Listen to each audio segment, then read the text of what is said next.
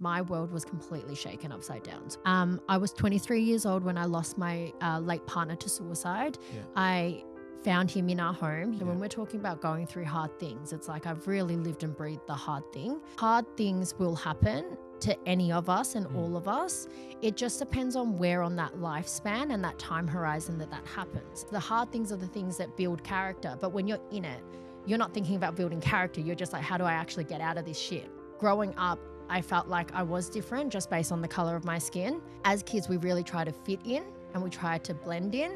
And that was just not possible for me, just based on the color of my skin. You don't punish yourself twice. Yeah. Okay. And so what happens is we punish ourselves for not doing the thing. And then we punish ourselves again by telling the story that we did not do the thing. Hey everybody, welcome back to another episode of the B.Human Podcast. On this episode, we sat down with Mel Yu. Now, Mel has a very unique story, and certain circumstances in her life could have led her down a path of victimhood. But what Mel actually did was stand on her own 2 feet and move through a world of entrepreneurship where she now finds herself in a position where she is not only inspiring others and coaching others, but also living an authentic, true life and kicking goals herself. Now, I don't want to give away too much into her victimhood or what could have placed her there. So please make sure you pay attention to this episode and hope you enjoy it. Welcome back, everyone, to another episode of the B.Human Podcast with obviously Aisha and myself. What's up, Aish? Hey, man. We've also got a special guest today, Mel Yu. And funny enough, the way life works, Mel was actually good friends and went to primary school with my wife. And next, Shout out to Jessie. Shout out to Jessie. Do your thing, girl. Keep painting the house, baby. But yeah. So look, now we find ourselves on a podcast together, which is pretty cool, I think. So I can touch on a few things, I think, about you, Mel. From primary school days? No, not from we're primary going to get school into days. that. Yeah, Don't exactly. you worry. Just to give them a quick rundown on who you are and what you do now with yourself. You're the founder of MCO Events. I'll just run through these quickly, then you can dive into them if you like, yeah? Thank you. Ego Expo, something that sounds very cool because I do like my fashion, even though half the time I look like a bum. I do like my streetwear. The Authentic Me, and you studied psychology and then you moved into suicide awareness / prevention, and you're an advocate for that part of life as well. And also, you were a nominee for Young Australian of the Year in 2019. So you've accomplished and done a fair few things to only be 33 years of age. Why you got to throw me under the bus? That's not throwing me under the bus. That's That's mad. Thank you. Mate, I've got great fucking hair. Isn't the number one thing to never reveal a Oh, woman's is it? age? Only if you look old. Yeah, only if you look old. But it's You can never tell with Asians either. It's like, Yeah, am I 21 yeah. or You're am I right. 56? My brother-in-law's Chinese, Yeah. and I swear he hasn't aged since I've known him, and he's older than me. Yeah. Asians are raisin. Yeah, so I can say that, can't you I? can. Yes, Look, you can. You can. I will just stick to Middle Eastern people. So yeah, welcome, Mel. It's great to have you on. And yeah, who are you and what are you doing?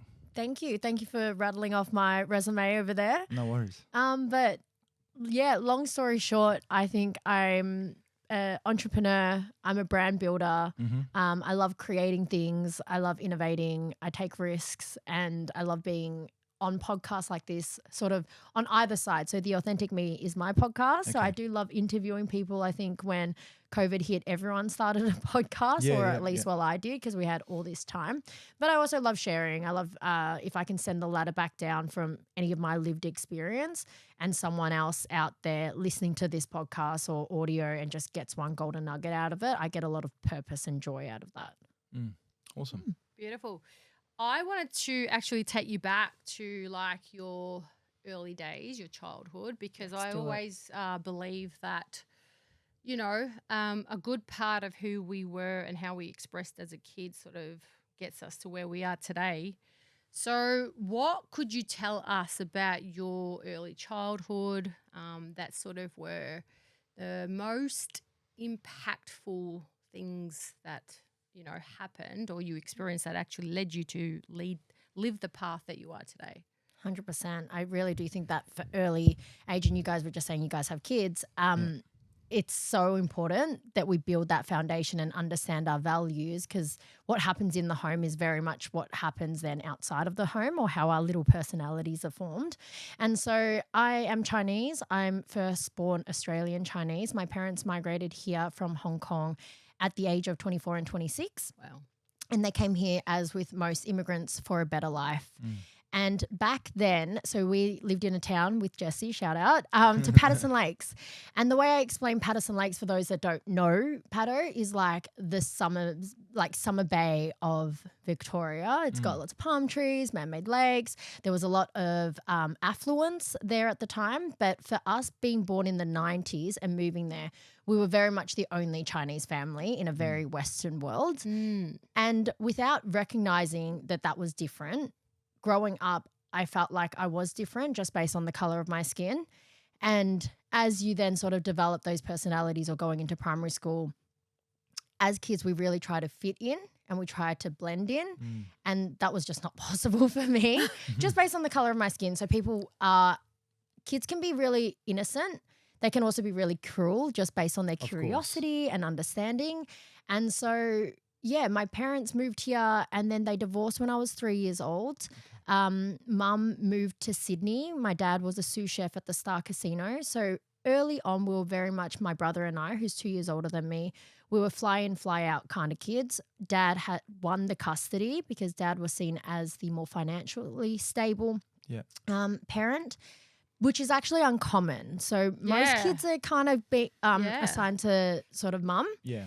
And so for us, that was really difficult, or at least for me, me and my brother handled that particular divorce very differently. Yeah. I am much more right brain. I'm much more social, empath, feeling my feelings. So that would always come out in crying or like just uncertainty. I felt like a lot of the divorce was my fault. In Chinese communities, mental health is not a spoken thing. Yeah. It's kind of brings shame to the family, or it's non-existent. We would rather just continue to go on. It's not really acknowledged. And so as a young kid, that was really hard for me because I was very clearly displaying signs of mental health, challenges and struggles, bouts of depression, not being with mum in primary school. And so how that played out was like we would go to school, and then during the holidays, the 2 weeks that you kind of get with your friends, I was out because I'd go and spend that time with my mum. So it was very disjointed growing up, but it did force me to be incredibly independent and resilient from a very young age. And because dad was always at work, we had a line of Chinese restaurants. My grandpa had a Chinese restaurant. My dad had a Chinese family restaurant. So they were always working. And so we were kind of expected to just pack our own lunches and go to school by ourselves. We lived close to it, but I was walking to school when I was in grade 3 by myself. And yeah, I think that shaped me a lot as who I am now, because it does, the racial stuff did continue to play out in high school. In fact, it was more prominent. Kids, like, you know, you'd have a few like ching chong or like Chinese kind of like remarks in primary school, but in high school that bullying really became a lot more prominent. But it gave me a really thick skin, and there's a lot of resolution now anyway. I find that bullies have their own story. If people need to bully, what's going on for them? Exactly. Obviously, as an adult, we can kind of look at that now and go, well, what's happening there? But as a kid, you very much were like hit with just the realities of life, like people are mean. Yeah. And that you're different. Well, there's a few big things in that one because obviously being a girl, you not being with your mum is a huge thing. And so where did you have grandparents? Did you have anyone to sort of like do that nurturing side for you? Yeah, so my dad remarried. I should mention my stepmom as well. My dad remarried when I was maybe 5, 6 in primary school. But that had its own difficulties because I think when, I say this, the ones that see on video, like with quotation marks, but like when they're not your real mum, you don't have that motherly bond. course, And so yeah. that was a real struggle. But in Chinese culture, your grandma lives with you. Yes. So I was brought up with my grandma. She had a room at our house, and Yep. she really was the one that raised us. And she's an absolute warrior, that one. I look back now, she's in her 90s, but I'm like, how did that lady even carry me and piggyback me and stuff? But yeah, she was very much the core of who we were. But we were very independent kids. We almost grew up too fast. I look back now, sometimes I'm like, I wish I got to play a little bit. Yeah. But that just wasn't on the cards for us. We grew up very quickly. Yep. And a question about that, because I'm finding that, yes, I've also ethnic background, and we did have to grow up fast. I remember just getting up really early and having to ride a bike at 4:30 a.m. to go to stay at my auntie, so then we could walk to school because my parents would be, working. So, anyone that's sort of come into this country and their parents have had to start fresh, the kids have had to take that load as well. However, looking back now, I do realize how all those things were so much of benefit to me and my brother, okay? And presently, I also notice that there is a generation that's very entitled and everything is very given.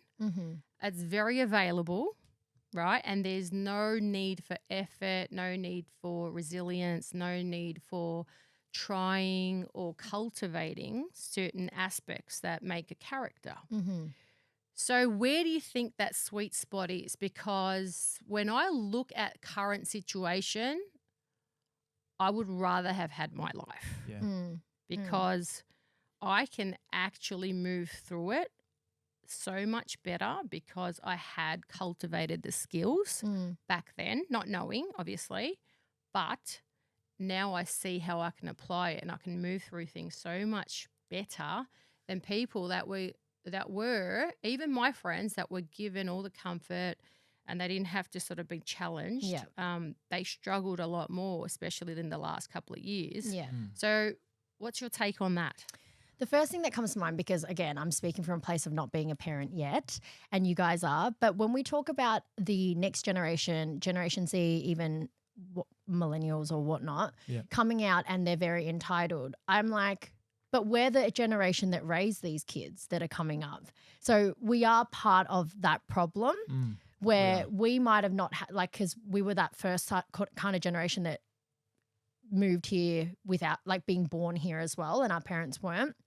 But then the kids that we're raising as well, they're entitled because of something that we've done as well. We've given them that good life and so that's something to kind of take into consideration. But then also looking at how technology innovated and came across. The reason why they are so entitled is because the internet came and we moved from this dial-up internet where it was like to now just instant access. And so society has shifted, which means that the people within it has also shifted. And so the entitlement, it's not their fault.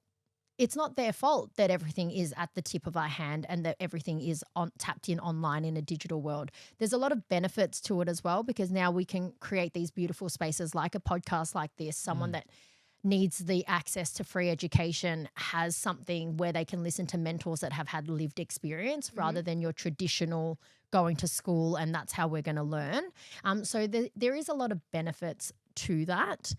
But my take on it is that no matter what happens in life, everyone doesn't get out unscathed. And so hard things will happen to any of us and all of us. It just depends on where on that lifespan and that time horizon that happens. And so we have our experience because I guess we had it somewhat early. And I do look at that with a lot of deep gratitude. That story of not being with my mum, it took a lot of self-awareness and a lot of therapy and a lot of actually working on it to kind of have peace with that inner child and go, you're safe now. And so as an adult, I am a lot better for it. But the hard thing's going to come inevitably. So even if someone has had a amazing upbringing, you can't fault their parents. then life has a different plan for you. You know, you might get fired from a job that's completely out of your realm. You might go through a ridiculous heartbreak that you feel like tearing your heart apart. You might see a freak accident or something. Like, things happen in life. And so you're right, they're the hard things are the things that build character. But when you're in it, you're not thinking about building character. You're just like, how do I actually get out of this shit that I'm in? But yeah, it's going to happen regardless. You know, Mel, I love what you're saying, because I'm just ticking away as you're saying this, right? And Jesse and I are going through a very similar thing. So at the moment now, like, you're right, our parents had different challenges when it came to parenting to what we have today. Agreed. Right? I could remember my mum or I grew up with my grandparents, okay? They raised me because my parents were working hard and whatnot. And I can imagine a stressful situation was, be careful if you're on your push bike going to the city, because I'd jump on a train, take off, go suburbs. You won't come back till bloody night. You know what I mean? And you would hear, be careful of cars. Don't. But I also remember, you know, there was people getting run over by cars and things like that. Now it's different. Now the kids are inside. There's technology. They're not outside as much, right? And like, we're going through a stage now of selling our property where we live. And we've been there not for long, nearly 2 years, I'd say. And I remember just sitting there most recently as well and going to Jess, have we fucked up? Like, what are we doing? They've got a house with a pool. They've got everything I didn't have, right? And I'm not liking what I'm seeing in front of me. And now we're at a point where it's like the hardship, or it's not even hardship, let's just say, because everyone has different levels of struggle, right? But those things that were challenging when we were younger built some sort of resilience foundation in us that can get us through harder times when they do arise, yeah? And I look at my kids and I'm like, I fucked up. They've got too much. They don't understand it. You know what I mean? When their tantrums are YouTube froze. Yeah. Some stupid thing. The pool's too cold. You know what I mean? Just little things. And that's the thing where, you know, Jesse and I are going, fuck, how do we navigate through this as parents? How do I show them appreciation or a struggle without putting them in struggle? Yeah. You know, and another thing is, as how you said, you know, hard times will come either at the start or at the end. I've seen hard times, whether it's financially, I resorted to hanging out in the streets growing up, and I feel like that has now turned me into a more resilient human being, an adult. And I'm going to talk about Jesse's lifestyle. You've known her since a kid. We were talking off air about Patterson Lakes, their lifestyle, whatnot. I'd never seen that. I grew up in government housing. So when I first met Jesse, and I remember coming over the bridge into Pato, seeing palm trees at the roundabout, going, are we in Miami? Like, I didn't even know this place existed. I was Dandy, Springvale City. Yeah. That's the Not areas. Palm Beach Drive. Not Palm Beach Drive. Literally. Nice cars, Yeah. big houses, jet skis. Yachts at the front of every. Mate, I never jumped on a jet ski till a couple of years ago, and I was holding on to Jesse, and I'm like, I've never been on a jet ski in my life. You know what I mean? And seeing all that, and then going through, you know, business, for example, is very volatile at the moment. So financial stresses and whatnot that are coming through into the household, I can't understand and relate on her level, because for her, she's like, I just want everything to be easy. Why is it so hard? And I'm like, well, no, this feels normal to me. I look and go, well, I've never had as much as I have today. So it doesn't feel hard. It feels like it's just life. You know what I mean? Yeah. And you're right. And I feel like, you know, you can have it easier when you're younger, and eventually it's going to hit you like a ton of bricks. And I want to add to that as well. I think it's okay to want to give your children a better life. Like, that's the point, that we're not actually meant to stick to our same victim story, or if we, you know, the rags to riches. It's like, the idea of life is that we progress, and it's not a bad thing that we end up getting the house and we give the kids everything that we've ever dreamed of. That's kind of what we do. We were without this. Yeah. But I think something that can really counteract that is, do the children recognize their privilege? And it's that self-awareness piece, because we can take things for granted unless we show that, hey, not actually everyone lives like this. Even in the private schools, there are a selected amount of students that have had a scholarship in there. They haven't had a handout. And so mum and dad have built an entire life. We've worked really, really hard to create this life for you. But let's have a look at what else. So like, do you guys do any community work or go to like a homeless shelter? Not something that's really grounding just to show them, or like the traveling if you're blessed. So my partner is probably a very similar upbringing to Jesse's life. So my partner is from the Gold Coast and just went to private school, did martial arts, did cricket, did football, basically any sport under the sun. He was given that because his parents really wanted to give him opportunity. And he also flew first class as a kid around the world. But he's got this incredible, often we've then met and it feels like, look, what is this polarity?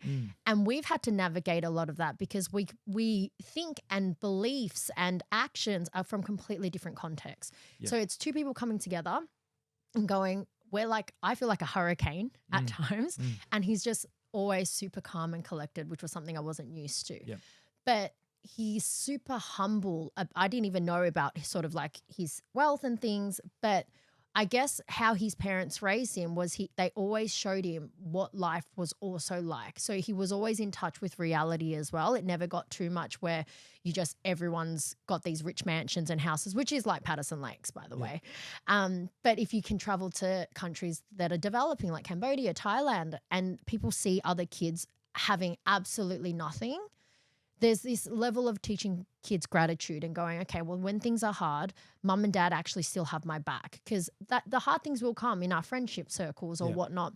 And often we recognize that you can have the amazing house, but if you're not good inside, that's the hard. Yes. Because there's a lot of people that have a lot of success and they still go through hard.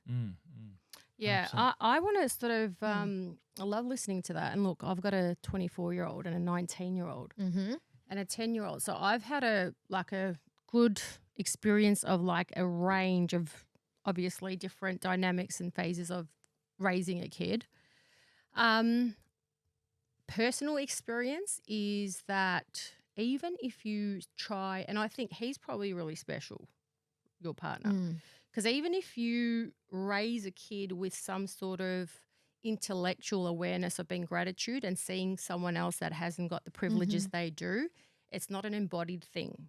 So as soon as that picture's out of the way, give them 2 weeks. They're back to like, give me my thing, right? It's not an embodied thing. They haven't, their cells, their muscles, their tissues haven't felt what hunger feels like. They will never know. So you can look at someone and go, yes, he's hungry, and you feel sad for the moment.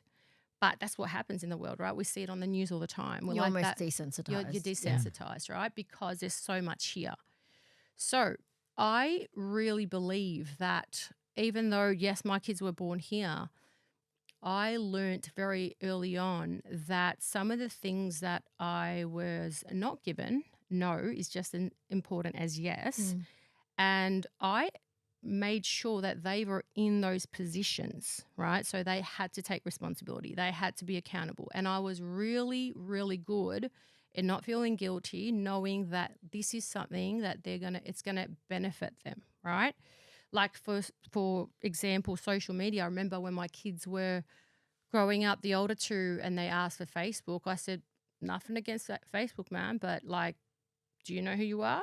Or until you've established a sense of self, I will not allow it, because then you'll let them tell you who you are. When you're good with yourself and you can tell me, I actually know who I am, Mum, go for it, because the tool is not bad, right? So I feel as a parent, that's the balance, and I won't even say balance, but there's a harmony between knowing the wisdom of using something, right? And so I think that it's essential, because when your parents grew up, or when you were growing up and your parents were there, your parents, my parents, no, they had a real threat, which was maybe they didn't have money for food. Right? And yes, real threat. If you're going on a train, it's real threat. We are working on perceived threat now, right? So the generation now doesn't have real threat. No one's dying, right? Because they don't have food. There's no medicine in the cupboard. The thing that's actually happening now is that we have so much, because I come from India. I also know that when there's real danger, you actually know how to respond, and you actually do a lot more. But when there's perceived threat, when there's fear in your mind and you're creating it because your safety is taken care of, your food, your shelter, your comfort, your warmth, your cooling, what you want to watch on TV, when all that is taken care of, what happens? Your mind has nothing else to do but come up with stuff that that you will create, and then it becomes a threat, right? But it's not real. And I'm finding this is where having so much and too much, we really have to monitor it as parent, or even guidance for our community or people in leadership spaces or wherever they can coach as mentors, wherever, just to actually show people that, sometimes not having too much at certain times is a good thing, because it actually gets you out of that space, right? Yeah. Also, what I'm noticing too with women and our culture sort of breaking down the family system and the dynamics there, I've noticed that too. A lot more women are going into workspaces and they're, doing all that, and which is great. I'm in there too. Don't, it's not against that. But there is always, if you're doing this, there is also something that's happening on this side, right? There's always the other side of the coin. And so a lot of the women that would be staying home, that would be raising their kids are in the workspace, right? My personal experience, what I've experienced is that that's a crucial time for a child understanding their needs, basic fundamentals, biology needs, chemical needs. It's all provided, especially by the mum. Now, when you look at that, and you look at women who also are in a position where they have to sort of take financial, they have to, the responsibility of being financially secure and stuff. What do you think's going on? Because I have noticed that a lot of women are doing it, but obviously the family system is sort of breaking down on some level.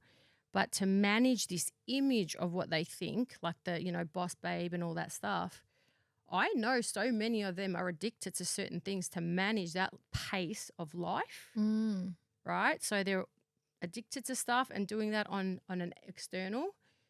But on this side, it's actually, there's a massive disconnection, and that family unit is. So where do you see us go as a culture, as women, especially women? Because, you're in that space too. You haven't had kids. I've had kids, and I've really had to consciously choose my pace, right? It's interesting. I love this conversation because it's so deep. And the first thing I want to say is Gary Vee says this really well, is like, it's hard to be hungry when you're fed. And when he said that, I was like, whoa, that lands. Because we are raising a generation of people where their basic needs are all met. Yeah. And so how do you teach them that? Because you're right, the embodiment, it's a different experience, because we can have empathy and we can have compassion for other people, but until we've actually lived it, it hits a whole different way, and we learn a whole different way. And that's for our own self journey into self-awareness to come through. And this gender conversation, but especially around women, International Women's Day just kind of finished a few weeks ago, and me and my partner had real conversations around this, because we have certain views on things, and I'm always like, there's a real space for the rise of the woman, because for so long women had to fight to even be in rooms, or women had to fight to even vote. Women weren't allowed, the discrepancies, but there were so many things that we had to sort of like triumph where the man never did. It was kind of just given. And so now I believe that it is a much more even playing field. We're seeing a lot of women in the workforce. We're seeing women really take ownership of being in those spaces with conviction. And I work with rooms full of men, but I've never once felt that I've been shamed for being woman, which is my own unique experience. And I think that comes from how I perceive things. Like, it's all subjective in a way. But based on and then having to then have kids, I feel like we've been grown up in a society where people tell us you can do one or the other, right? Like, it's like if you're going to be a mum, you got to go all in and be a mum. And then if you want to work, you kind of have, something's got to give. And I'm not there yet, but we are like planning, and we are looking at those conversations, because I very much earn my own income, powerhouse over here, all of that. But then I want to be able to raise a child and be all in on that for at least the first 3 years and have the stability and financial comfort so that I can be very present. Because again, I've had that awareness to sort of have kids at a later date because I was very career focused. Yeah. I think everyone's balance is different. Yeah. So you have to use discernment of what works for you. There's different personality types, there's different energy exchanges. Like we draw energy from different areas. So balancing that, I think it's a very subjective point of view that there's not a one size fits all. Like communication within the family dynamics is probably the answer there. Like being really transparent about where things are at. That was something that I never got. So when I mentioned that it's like not only did my parents divorce, but we never got to have those family dinners or conversations where we kind of had an open door policy or a transparent conversation because as I mentioned, like it's just shunned. If I was like, I'm having a bad day at school, they'd be like, no, we don't talk about that. So I don't know. I don't know like in your framework how you are going balancing that. But in the space where women are using or like people in general use drugs or alcohol or sex or something as a distraction, I'm like, what are you actually running away from? There's always there's two sides. Yeah, and that's what I want to, because I feel like I'm actually coming into another phase, and I think we all have phases, especially women. We run on cycles, right? And I never understood it until I sort of look back at my life. Being 47, I can actually look back and go, okay, I had these. You look fantastic. Thanks, man. It's the Asian. Yeah. You look fantastic. But I look back and I think it is phases, and I think we've got to be really aware and work with those phases, because probably about, a couple of years ago, I was exactly like, I've got to do this, I'm going to do this, I'm going to conquer that, and that was right for that time. But obviously my kids were grown up as well. Now I've come to a new phase and I feel like I'm really getting into it, where I was like, no, I'm going to receive. I'm going to allow, I'm going to welcome, I'm going to sort of be paid, I'm going to create more. And I feel like I'm really going back to that real essence of being a woman, and not sort of, I just feel really, really good in with myself, where I felt like the more success has come to me since I've actually been more creative, more passionate, nurturing, slowing down, not feeling the need to do in order to feel like I've achieved. And I think these are the different sort of like cycles of a woman, And the good thing is I've always sort of been aware relating to where my kids are though. So I've sort of considered my cycle, but also considered, hey, I've got responsibility too. Like I might want something and that could be my thing, but then that choice was made. So it's between desire and responsibility. And I think a woman really has to balance those, because it's so different for the men, right? You know what though? Like as you're saying this, I'm relating to you both very much, yeah? Like when you said everyone's balance is different and comes at a different stage, 100%.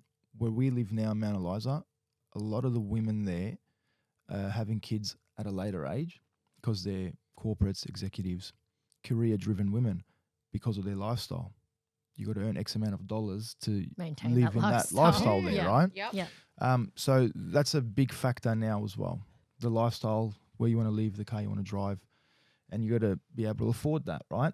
And also the facing that you're talking about, Aish, because even as the way I see things, and I'm a man, everyone, okay, just in case. I don't know if you're allowed to say that now these days. It's a very sensitive I'm conversation. a man. He's a man. And then we go down, what is a man? He's a man. Well, what is a man?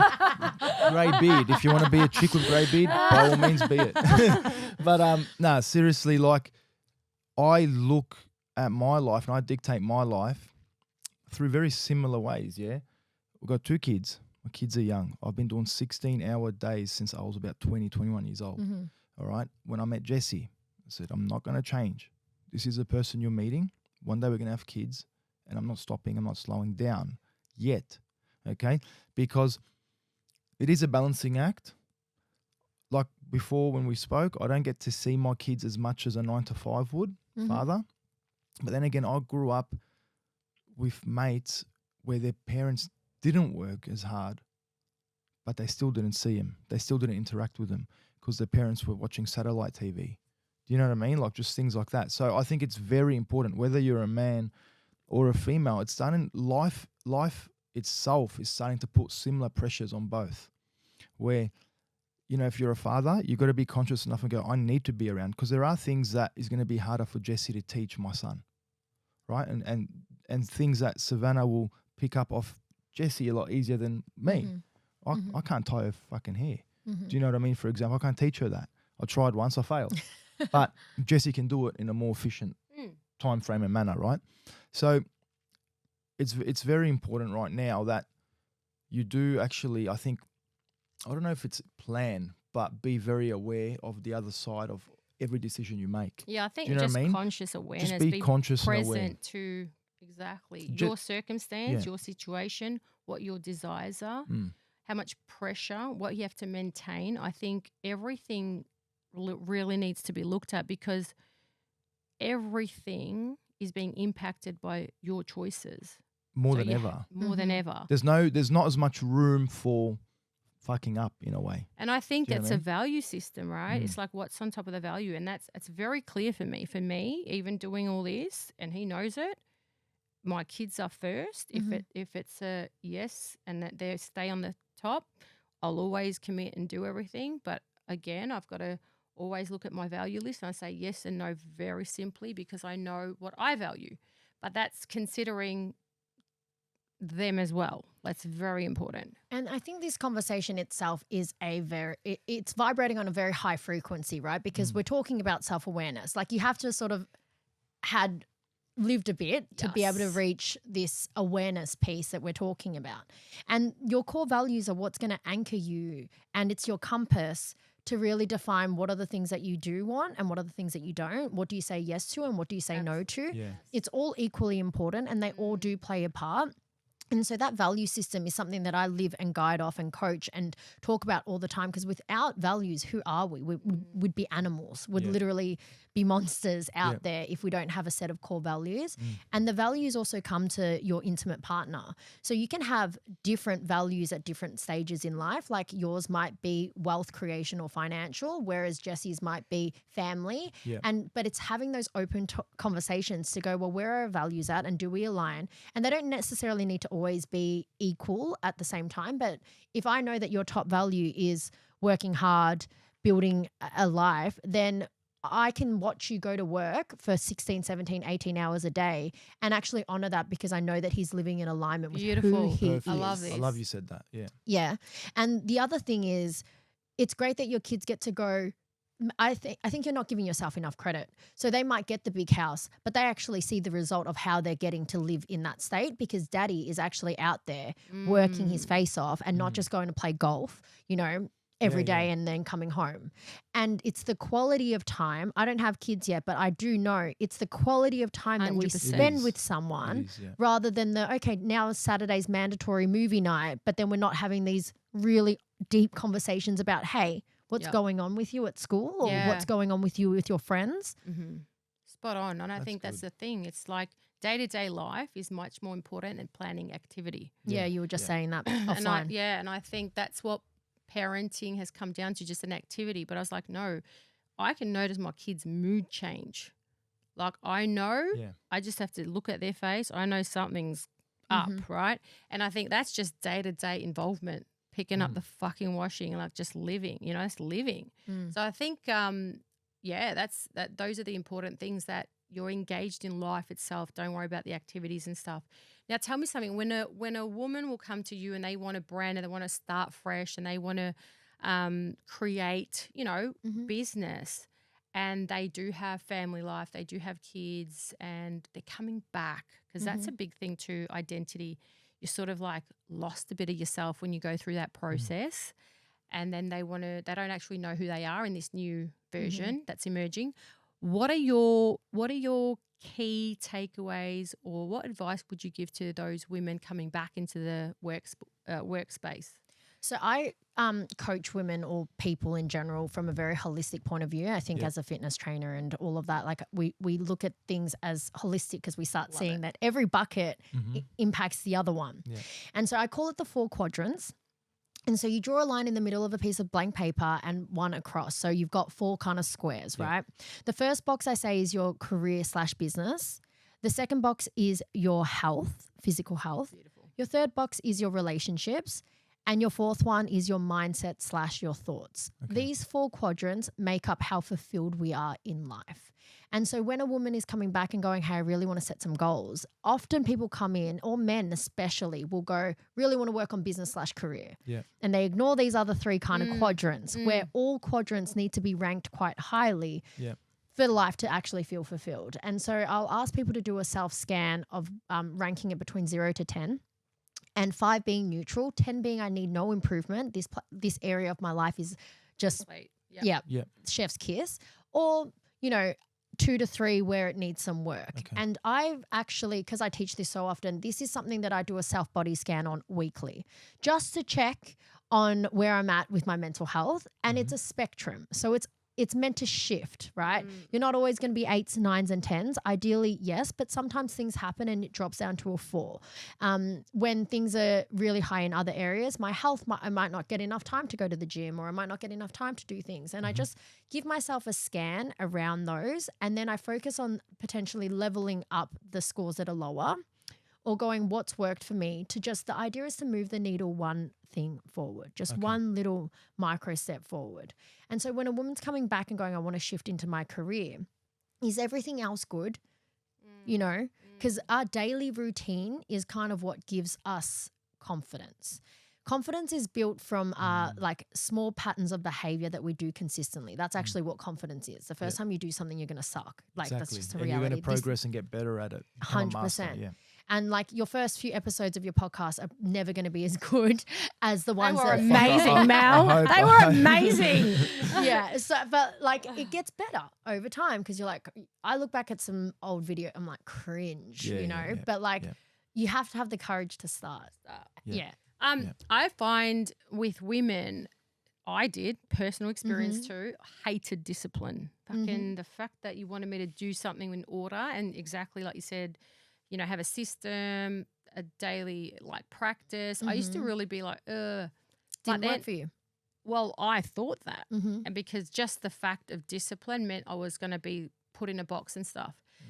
However, but especially coming back from being parent and sort of where everything's like chaotic and your moment to moment is like changing. And I was like, oh, now you want me to be disciplined.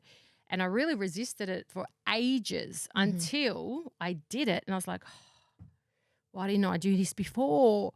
And that transition going from chaos to like now really building something and creating something, I found I had more freedom once I disciplined certain areas of my life. This is such a common thing where people go, my life's just too chaotic. I'm not the person that can conform. Yeah. I'm not rigid. Yes. But the idea that actually routine and discipline creates more freedom. Yes. Only until I'm like, I live a really free life, but I'm incredibly structured. This podcast was on at 11. It's like, but I get to do all the things that I want. We all have 24 hours in a day. Yes. So how do you actually move that?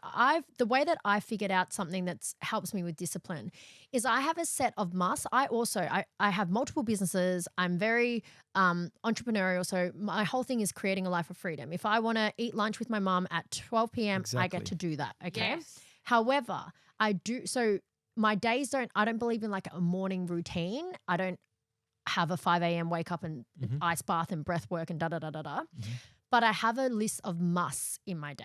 Okay. So I know in some point in my day, I need to catch up with my partner. I know in some point in my day, I need to go for a walk with my dog.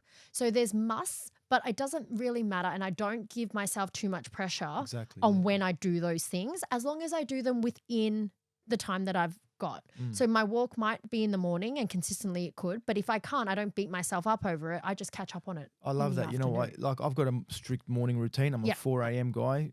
Love it. You and guys I do are the a breath different. work, You all guys that are a shit. different type of breed. I But swear. we'll come home from the office after working on this. It's 11 o'clock, quarter past 11. I get home. I'm like, fuck, I've got to get up 4:45, 4 o'clock. And I'll choose and I'll be like, no, just listen, sleep in this morning. Then I'd wake up and what happens is I start feeling this regret of I didn't get to the gym at 4 this morning. And it's pressure because it's like there's pressure before bed that knowing you're not going to get up at 4 because you're wrecked, you're finished, right?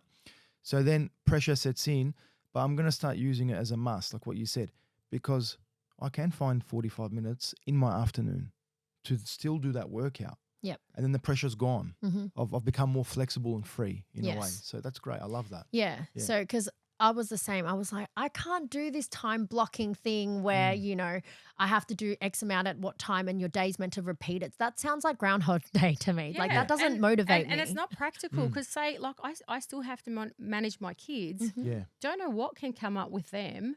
So exactly what I do. I'm like, I know I've got to do these things and they have to be done. And I'm committed to the finishing those things off, but I am flexible with when. Yes. Spot on. But that also builds a new different type of character in you.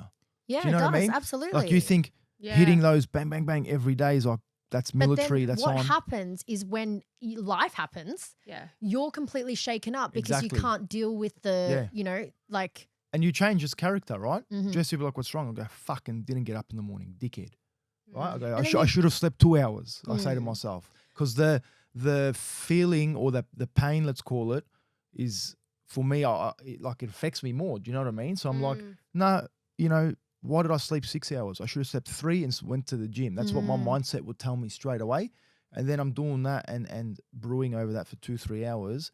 And then I realize after I've calmed down and go, well, no, I can actually go do 45 minutes before I run the fighters class or It's something. not the end of the world. It's not the end of the world. I think women do this, like have a tendency to do this a bit better, which it sounds like you are not giving yourself radical self-compassion.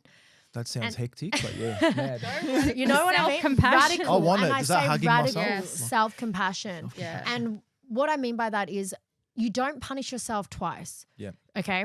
And so what happens is we punish ourselves for not doing the thing. And then we punish ourselves again by telling the story that we did not do the thing. And so I'm like, what the hell is the point of that? Instead of just kind of going, all right, I slept in. It is what it is. It happened because I was having a late night. I'm going to give myself compassion and be kind to myself. Okay. And I'm going to pick it up the next day. Yeah, spot on. I sort of had this with meditation, believe it or not. I got obsessed with meditation. I meditate every day for about 2 hours. Wow. And I used to be very obsessed with it, right? And it became like the thing I have to do. And when I didn't do it, guilt, and I would feel shit. However, I found this amazing thing. I don't know where I heard it, but it was like, why are you separating meditation from life? Yep. Right? So it's like I meditate, I fell in love with meditation, but then I started to live my life in a meditative state. Right? So then I was like, okay, every part of life is a meditation. Why did I separate it? Why did that become an activity? It's a task, Yeah, why was that an activity, right? And if I don't do the activity, then I feel shit. So what I started to do is actually start to live as that. And then what happened is that, hey, like I think I've probably missed a couple and I friggin' felt so peaceful because I'm like, no, was I kind to that person? Was I da-da-da-da to that? Did I show up to this circumstance, you know, very level-headed? Did I look at the different perspectives? I was like, yeah, I meditated today. So I think that can also happen where you can look at your life. If it's an exercise thing, hey, did I walk a lot today? Did I do this today? Was I still active? And you can start to see health, wellness, and whatever you're trying to cultivate, like try and implement it as a part of your life, not separate activities. So then you do see that, hey, no, I was active, man. I still showed up. I love that because it's, for me, it's a lifestyle choice. Yeah. And again, you see it in pointing over it for fitness, but people go on these like real strict 8-week challenges or diets. But I'm like, why don't you just make it like a lifestyle choice? You just choose kind of healthier options or solutions rather than everyone gains their weight back when they do the big shred because it wasn't sustainable. You know, you put yourselves through these massive things or you meditate and then you get like, why don't you just start being instead of doing? Yeah. And we're human beings first before human doings. Exactly. And so just becoming it, embodying it, having it as a lifestyle choice, it's a lot more freeing. Well, that's the thing. That's the thing I was talking about. It's like we've made it an activity out there. So we've separated it from it, right? But it's like, no, the process, the gift in it was to actually become it. Right. So when you start to look at everything, every activity that you experience, if you start to look at it as in and being that activity, it actually starts to merge with you and then you don't feel separate. You don't feel separate. You're like, no, this is the whole thing. It's not to be the best meditator when I'm meditating. It's to be meditative no matter where I'm at. Yeah, I love that. You know, so I think, it's a very important thing. And so for a lot of people that are coming into this space and sort of thinking they have to do, because it is a generation of doing, Yeah. right? And I'm like, Everyone's trying to we conquer talk something, about you it know? all the time. I'm like, everyone's exhausted about doing, right? So if people can't rest now, right? People feel guilty to take rest. 100%. So this is the whole thing, because we've separated everything, right? We've thought Everything's become a task or a checklist or an Yes. action item. yeah, you know, even cold showers, like I have to tick it off. Like I've got it's to like, time it. I've got wow, this. yeah. And You know what I'm that was saying? the same thing with cold showers. Like the day you do miss a cold shower, you're like, I'm weaker now. Fucking, you know. But ever since I stopped doing that, it's like no. Every time you have the shower every day, you just finish off with cold and see you later. It's done. That's it. Like you're right. Yeah, you guys are right. Of course, I'm we're really- right. Honestly, this podcast has gone totally in another direction. I that love it. thought, It feels so wholesome. yeah, and Yeah. I thought, you know what, it's probably refreshing that it's a little bit different as well for you. Probably not the same questions and things. But this has been a really great chat, man. Yeah, but I haven't finished yet. I wanted Oh, to fucking dig, hurry up. dig a little bit of Mel's. Fuck. I just wanted to Let's dig go. a little bit of Mel's Sure. brains. Go. How did you get into this space, right? I want to know, because a lot of people want to be entrepreneurs and they want to start their own business. But look, the first lesson I learned wanting to do this was, fuck, you have to have a massive risk tolerance. Yeah. The definition, I think, of entrepreneurship is that the ability to take risks, and you become an entrepreneur because you see that there's a problem to solve. It's filling a gap. It's very different to a business owner. Entrepreneur, by definition, I think, is like, hey, I really feel strongly about this, and I think there's a gap in the market, and I'm out there and I'm ready to make a solution out of it. Yeah. And I was never entrepreneurial. Yes, my dad owned like Chinese restaurants and we came from working for yourself, but I wouldn't say my dad was entrepreneurial. He was putting food on the table. I don't even know if we had words like that, like I'm an entrepreneur. But going through school, I was incredibly academic. I wanted to be a psychologist because of my parents' divorce. I really wanted to help people and be in relationships. And I don't think I was ever exposed to I never had a willingness to sell lemonade from a lemonade stand, or I was flipping chocolate bars at school. Like I was never that kid. So some people I think are natural born bred. I was shaped by my environment and my circumstances. And so throughout my career, I basically was a provisional psychologist. I did my undergrad, I did my honors and all of that. And it wasn't until a very pivotal moment in my life. I was 23 years old when I lost my late partner to suicide. Yeah. I found him in our home. He had taken his life. And that was a real fork in the road. I say it now with so much sort of strength because I do go out and advocate and speak on this, but I've done a lot of healing. Yeah. But when that happened as a 23-year-old, my world was completely shaken upside down. So when we're talking about going through hard things, it's like I've really lived and breathed the hard thing. And I thought suicide would happen to all these other people because I was doing psychology and I understood it until it actually happened to me. And that's that embodiment piece as well. So we're going full circle in that. I was suspended from being a psychologist. It was the best thing that they could have done because I was very, let's get back on the horse and let's just start counseling people when I had to go through my own shit. Yeah. And so it was the best thing that they gave me 6 months off. I couldn't practice. And then during that time, I fell into events. So just by circumstance, I ended up running the Australian Tattoo Convention. So my partner Gus was heavily tattooed and I was this beautiful academic princess that had 0 tattoos. I'm wearing clothes right now, but I'm now very heavily covered. Yeah. If I was to look back and make sense of it, because we're meaning making machines, I feel like it was a time in my life where I tried to keep Angus alive. So I went headfirst into a space that I was super uncomfortable with and started running these crazy ass tattoo conventions and tattoo shows. And at these shows, at these expos, it was all about self-expression. People have their eyes tattooed, their faces tattooed, right? Like it's a whole nother world there. Yeah. But I really loved it because I felt like it was like the delinquents or the people that didn't fit in anywhere that got to find this space. And as I mentioned when we opened, was like I felt like I never belonged, or I felt like I was different from the color of my skin.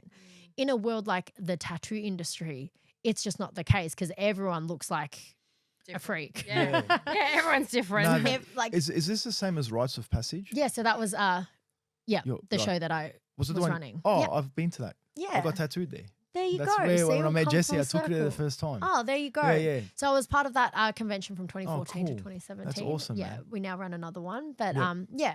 So basically the even the name Rites of Passage, right? I'll shout out to Kevin, shout out to the business. They're still doing a great job for the Yep. industry. But it was a rite of passage. So everyone has a rite of passage to go through and express who it is that you are. Yep. And so that's kind of how I fell into the space and events. So completely another way. And if it wasn't because of my partner's suicide, would I have come to that revelation? Would I have ever left psychology? I don't know, Yeah. right? We don't Yeah. know what we don't know. And then from there, we toured the show around Australia and we were doing these massive expos. Yep. And then basically I just hit a glass ceiling with that business. We were there for 4 years and I was like, okay, I've learned everything that I needed to learn and I'm ready to go out there and do it on my own, which is the most naive and stupidest thing that you could ever do.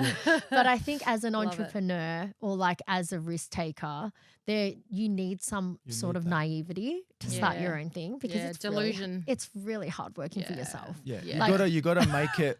And this a is what I want glamorous people to thing, hear. Yeah. you know? I want people to hear this 100%. because Yeah. they don't hear this side of it, you know? You're not Yeah. gonna go and start a business if you don't see it being wow, this Yeah, big thing you're that's gonna hit all almost- these highs. I Yeah. think anyone that's been a business owner, when you first go, there's this exuberant amount of optimism. Yep. Okay. Yeah. So much optimism comes out. And then you end up in it. And then all of this pessimism starts Yeah. coming in because Yeah. you're like, why aren't people supporting me? So I was like, I ran these really amazing shows. And the birth of Ego Expo was my own streetwear expo. So we'll just quickly touch on that. So Yes. same skill set, bringing people together, bringing community together. But with Ego Expo, I was seeing a lot of my friends build e-commerce businesses. This was circa 2017, 2018. And so a lot of people were starting their apparel brands, but they were starting it from their home or they were starting it in their garage. And the bigger ones would be like warehousing. But none of these e-commerce brands got to meet their customer face to face. And this is like the psychology, the, expos. And I was like, wouldn't it be cool if we just got like a convention that happened for 3 days and 75 independent online brands got to meet their customers face to face and we built a community. That was about it. And so quit my job, was like, I'm going to go all in on this business. And no one knew me. Yeah. And when I started knocking on doors on e-commerce brands, Australian brands being like, hey, we've got this concept. It was purely my passion because I was selling a unicorn, zero data, no runs on the board. If you Googled my ABN, it was like 2 months old. Yeah. And it was just like Mel doing her thing. Yeah. Yeah. But with anything, I think you have to be able to, things happen twice. So you see a vision first and then it happens in reality. So they're the two folds, but you have to be able to see it first. See this vision of people coming together and da-da-da-da-da. So in 2018, we opened our doors to 2,000 people. 48 brands came together on a platform that had never existed and Ego Expo was born. It was about there's more to us than meets the eye. There's more to us than meets the ego. It's the logo story and the founder story that we really care about that makes us buy. That B.Human logo that you're both wearing on your jumper is really just a jumper, probably AS color and Wow, she's embroidery. good. You know? She knows her shit. Yeah. Jesse did them. However, when I get to know the values and the people behind it, now I'm going to wear that jumper with pride and be your walking billboard for it because you exactly. stand for the same thing that I stand for. Yeah. That's why the most powerful brands like Nike, they created an entire movement. Jordans created an entire movement because it makes us feel a certain way. Yeah. When we wear it, it says something about us. And that's what I was like so passionate about with e-commerce. I think that camera might have just turned off, but correct me if I'm wrong. No, it's turned off. So is that one. Great. Yeah, that's awesome. Awesome. Is this still recording? Still Yes. recording, Oh, well, yeah. let's So just we'll go with go this. It'll keep going on I love Spotify. that. Yeah. I love this authenticity because that's what I'm like. Go But for it. but basically that was how I started. So when people, it has to be a long roundabout way because my life, it was a series of things that ended up making me incredibly entrepreneurial. Was I entrepreneurial? No. But was I always a leader? Jesse could sing to this. I've always been a socialite. Like as in I've always been like school captain, performing arts. Like I've always taken leadership roles, Yeah. even from a young age. And so now when I do like personality tests and things, it's so obvious. Like it's almost like written in the stars. Like I'm a huge like people's person. I love leading from the front. I like to think I'm articulate. I'm good with my words. I have a way of making people follow that mission. And so that's what I did. And we brought an entire community along for Ego. It ran for 4 to 5 years. And now we're going to go through another rebrand and just shift it out a bit and just create another thing, because I'm also at a different stage of life. And so I think we're allowed to pivot. Yes. We're allowed to change. 100%. You know, we're allowed to evolve. And when a business no longer sort of serves us, I think it's okay to go, this is the second edition. Yeah, 100%. 100%. I think that's healthy. Mm-hmm. That's healthy. Holding on to something that's not serving anymore 100%. and that you've outgrown is unhealthy, and that's when the business starts to die, because there's no alignment, there's no life in it anymore. Yeah. So I think it's really important that we. It's a lot of work. I think Yeah. when you shed that layer, like we say it now. It's an identity. It's a death. 100%. It's a death. It's the death of, it's the death of an identity of what you thought once was. And then you have to go and recreate. But that's also where all the beauty happens. It's exciting as well. Yeah. The recreation process is cool. That's beautiful. And we just wanted to touch on that, because I think people go into this thinking that it's going to be easy, and it looks flashy and exciting because people post the cars and stuff. But the first thing I really did learn is that your capacity has to seriously be able to hold what you want. Mm-hmm. And I think the success, you're seeing the outcome, right? You're seeing the results of something. And so it's easy for us to buy into the results of something, but it bypasses all of the trenches and the grit and the failures along the way. Well, that I was going to actually say, get us I there. bet you're really good at hearing no. No, Mhm. no, no. Now, if I said to someone, okay, you want to do this, okay, and they face no, it actually shuts them down straight takes away. them back. People are so scared of hearing no. I mean, there's It's certain rejection. things. It's rejection. It's actual physical rejection saying no. Absolutely. Yeah. So there's so many different elements to like doing this and coming into this space. And those are the things that I always say, study people who are really good at it and understand what they've helped to cultivate over time in order to be able to hold what they actually want and have. What I'm starting to realize too is a lot of like if you look at the Gary V's, mate, you look at Donald Trump, Tony Robbins, look at everyone. They all kind of follow the same ups, Success highs leaves and clues. lows. Yeah, they're all the similar thing. So what I've realized too is if I feel like, fuck, I fuck something up, I'm taking a step back, I'm like, no, this is exciting. Yeah. Because I'm getting rid of something that doesn't serve me anymore, so I can then move forward even bigger. And I think it's very important to listen to things like this and watch other people who have already done it or led the path or led the way, and go, it's okay, to hear no, to have rejection, to lose things at times, whatever, This Very story important. really always gets me. So I really hope I can share it with you, because if anyone knows Tony Robbins is the guy for motivational speaking, coaching, transformational journeys. His very first public speaking event, his very first event, 2 people came. It was the bartender Really? and one, he spoke to an empty room. The Go, bartender Tony. was there. Yeah. And someone that found a flyer, because he did a bunch of letterbox drop-offs. He Yeah, did like yeah. 3,000 letterbox drop-offs. One person came. Wow. So he spoke, he delivered the event. Yeah. It was to 2 people. And I'm like, if Wow. that's Tony Robbins, That's off its head. we're good. Yeah. We are good. But like everyone starts somewhere. Yeah. And would 100%. 19-year-old Tony that did, he would have felt terrible. 100%. And how easy would it have been if he just goes, nah, I'm done. This was an epic failure. Never going again. I put Mate. so much effort in. But like if you look at the trajectory, the idea is that you persist. You never Yeah. give up if you believe in something that Yeah. to be true. That's it. And the right people will come along the way. Agreed. Fuck, I would have walked up to the bar and had a drink. This is fucked. and probably not delivered the event. Yeah. But he explains, he's like, I just used it as practice. Good on him. Well, I quickly about that, and then we'll end it. I remember I heard somewhere too, like even if one person's listening, that one person's your entire universe, and you Yeah. deliver it like that. Do not ever think, because also think about it, right? That you don't know who that one person is. Their network. or Right. anything. So never ever look at numbers. Always just know you're in service, and when you're serving, you have to be integral and show up with the best. And Yeah. that's the big thing. Exactly. Have you not noticed that when you invite guests, so when I started my podcast, I thought everyone would care about like how many downloads it's had, how many stats. To be honest, everyone has been the most, like, that's why I love the podcasting space. It's just been this beautiful together journey me, where no one actually gives a shit about how many numbers or whatever. They're such vanity metrics. I was actually thinking that. I was shaving my head this morning. I'm in the shower. I'm going, fuck, we're going to have this podcast with Mel. I'm like, what can we talk about? I'm like, all right, should I say this, say not this? And I started thinking about Stephen Bartlett, Diary of a CEO. I'm starting to think about his podcast, and we're going to go see him soon. And I'm like, fuck, I'm like thinking to myself, how funny is the world that there's this thing called podcasting where everyone's just like, yeah, man. Like, they don't even look into who you are as much or what level status you are anymore, anything, or how much am I going to get out of this? Or it's just like, yeah, I'll jump on, have a conversation with you. I'm like, it's like an even playing field. It's somewhere where everyone is the same. Like there's no, I'm not going to talk to you. Do you know what I mean? In a way, and if they are, you don't want them on your show, right?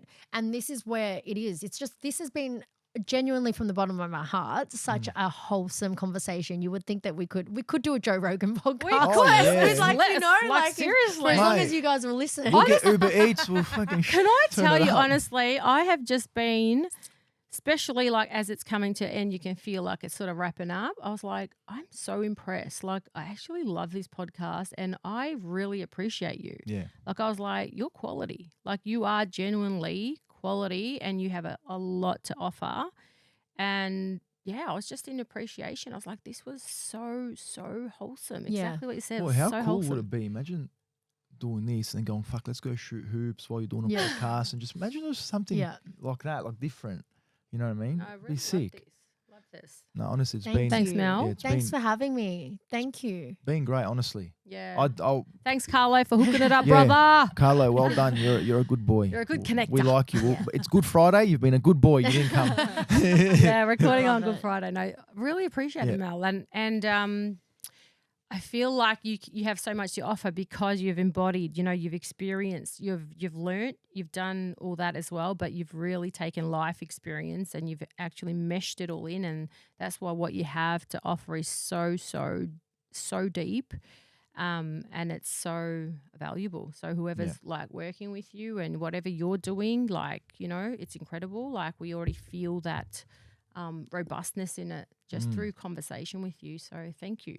Awesome. Thanks, Mel. Yeah, same thing. Like when I first met Jesse was when your late partner wasn't very, like, it was very early in, and I remember going, fuck. Everyone heard about it, like as in it shook the community. It shook the community, and Jesse was like in shock for days, and that's the first time I heard of who you were anyway. And to see how far you've come from there is astonishing. And, you know, honestly, kudos to you and well done, and keep doing what you're doing. Thank you. I think for anyone else listening as well, if you are going through that pain, like that pain, you might not see it now, but it will become your purpose. Without it, we're not living as deeply as we could. And you go through, I think some people in life, it's just like, that was out of my control. I couldn't control Gus's suicide. But I can control how I manage things and my attitude towards it after and what I do with that pain. And I'm really glad because I feel like he gets to live through me for as long as I breathe. Yes. And I carry him. He's in the hearts of so many people, and he doesn't even know. Well, he knows. You're doing I'm him sure. justice. You're doing great. Thank you. Yeah, well done. So that's a wrap up, guys, on this probably one of my favorite episodes, to be honest. Oh, you're making me blush. That's it. Amazing. Honestly, like, sorry, Jess. I know, honey, you're painting. You should have been here, but next time. Yeah. All good. All right, guys. Thanks for listening. You can find things about Mel very easily. You can find it on LinkedIn as well. So we'll put all the links in on the show. Carlo, notes that's your job. Do not mess this up.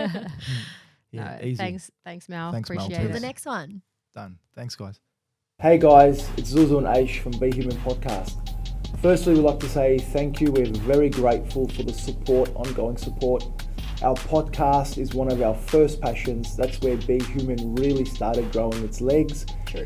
Before the events and courses and other things that we have done.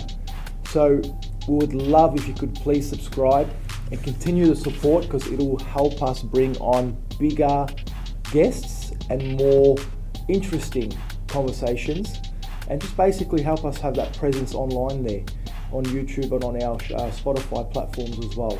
So I hope you all enjoy, and thank you for the support. Thanks, guys.